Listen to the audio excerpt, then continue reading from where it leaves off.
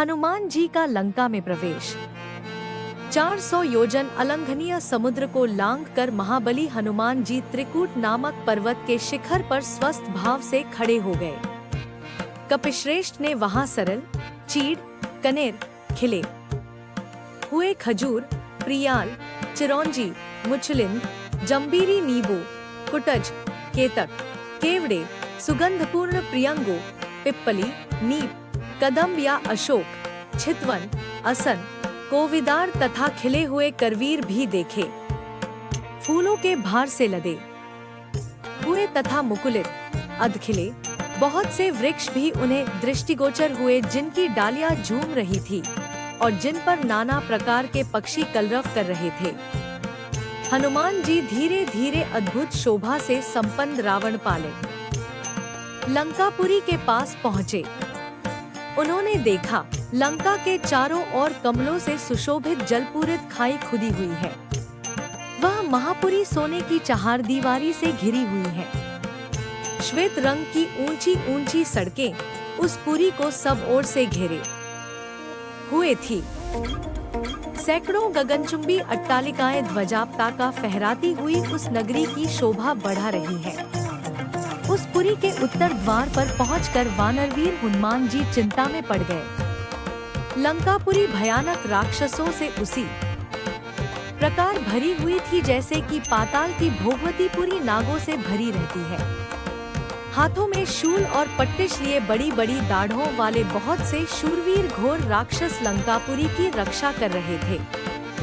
नगर की इस भारी सुरक्षा, उसके चारों ओर समुद्र की खाई और रावण जैसे भयंकर शत्रु को देखकर हनुमान जी विचार करने लगे कि यदि वानर वहां तक आ जाएं, तो भी वे व्यर्थ ही सिद्ध होंगे, क्योंकि युद्ध द्वारा देवता भी लंका पर विजय नहीं पा सकते।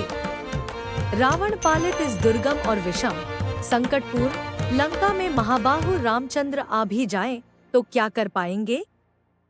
राक्षसों पर साम, दान और भेद की नीति का प्रयोग असंभव दृष्टिगत हो रहा है। यहाँ तो केवल 4 वेगशाली वानरों अर्थात बालीपुत्र अंगद, नील, मेरी और बुद्धिमान राजा सुग्रीव की ही पहुँच हो सकती है। अच्छा, पहले यह तो पता लगाऊं कि विदय कुमारी सीता जीवित भी है या नहीं। जनक किशोरी का दर्शन करने के पश्चात ही मैं इस विषय में कोई विचार करूंगा।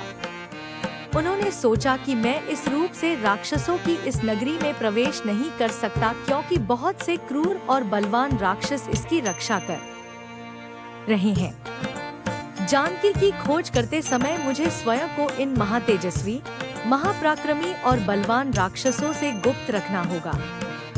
अतः मुझे रात्रि के समय ही नगर में प्रवेश करना चाहिए और सीता का अन्वेषण का यह समयोचित कार्य करने के लिए ऐसे रूप का आश्रय लेना चाहिए जो आँख से देखा न जा सके, मात्र कार्य से ही यह अनुमान हो कि कोई आया था। देवताओं और असुरों के लिए भी दुर्जय लंकापुरी को देखकर हनुमान जी बारंबार लंबी सांस खींचते हुए विचार करने लगे कि किस उपाय से काम लूं, जिसमें दुरात्मा राक्षसराज रावण की दृष्टि से ओझल रहकर मैं मिथिलेशनंदिनी जनक किशोरी सीता का दर्शन प्राप्त कर सकूं। अविवेकपूर्ण कार्य करने वाले दूत के कारण बने बनाए काम भी बिगड़ जाते हैं। यदि राक्षसों ने मुझे देख लिया तो रावण का अनर्थ चाहने वाले श्री राम का यह कार्य सफल न हो सकेगा। अतः अपने कार्य की सिद्धि के लिए रात में अपने इसी रूप में छोटा सा शरीर धारण करके लंका में प्रवेश करूंगा और घरों में घुसकर जानकी जी की खोज करूंगा। ऐसा निश्चय करके वीर वानर हनुमान सूर्यास्त की प्रतीक्षा करने लगे।